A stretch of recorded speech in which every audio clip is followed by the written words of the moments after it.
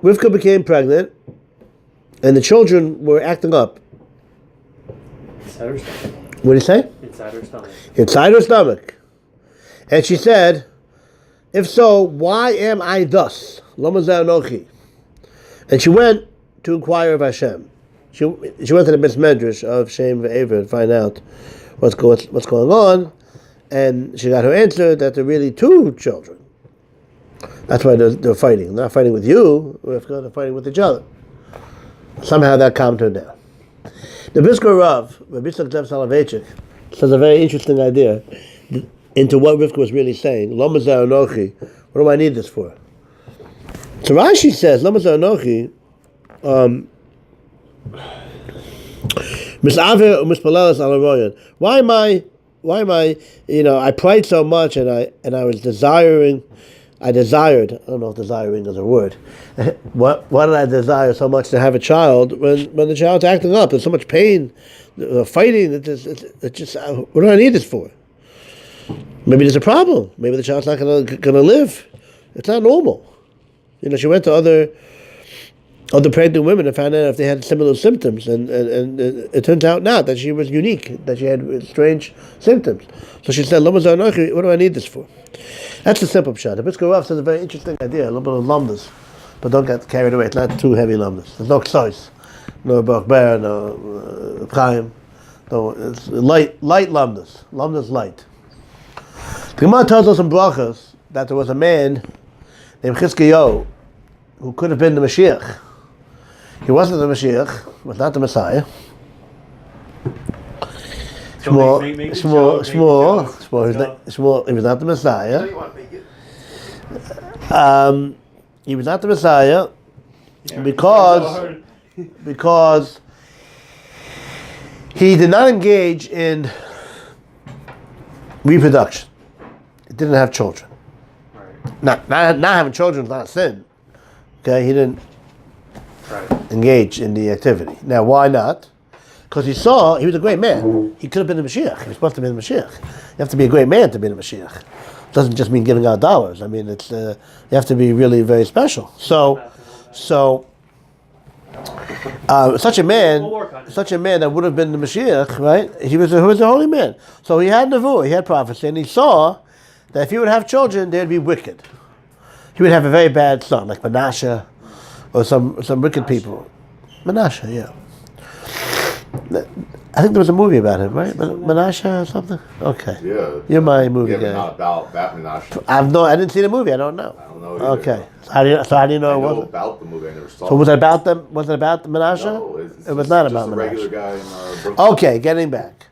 So Max claims that the Menashe that was going to come out of Chizkiyahu was not a regular guy from Brooklyn. He's probably right.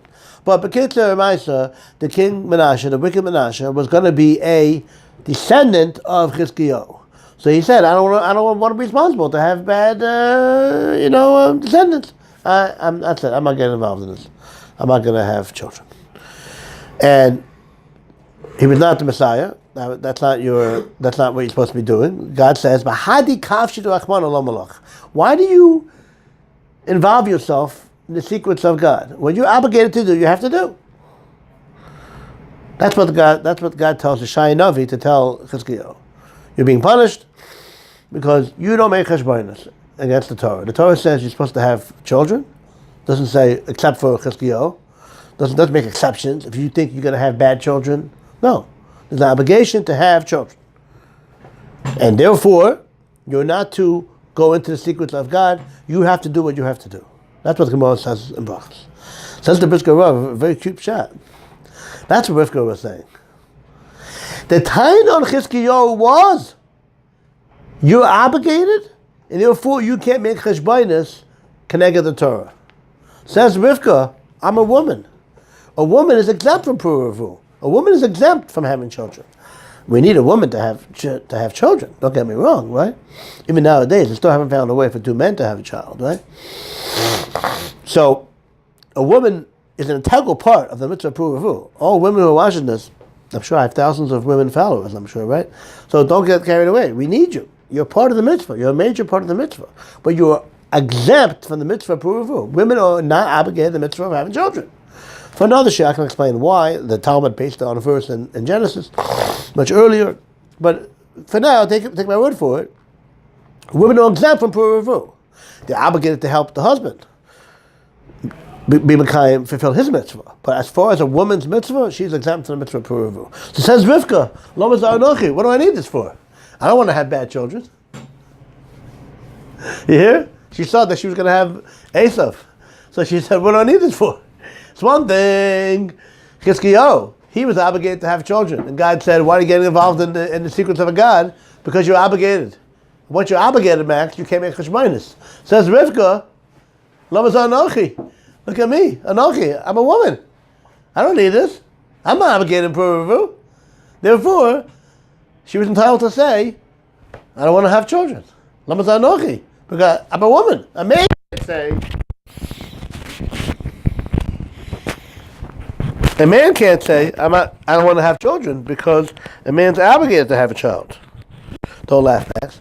But a woman, I'm a woman, hey, I don't need to have children. I don't need this. So that's what she said. She didn't want to get involved in having a bad child. God told her, no, you'll have Yaakov and Esav, and that's that. But in the beginning, when she thought that it was going to be problematic, she said, what do I need this for? I'm not obligated, therefore I don't have to have children if I don't want to. That was the word of the Briskerov.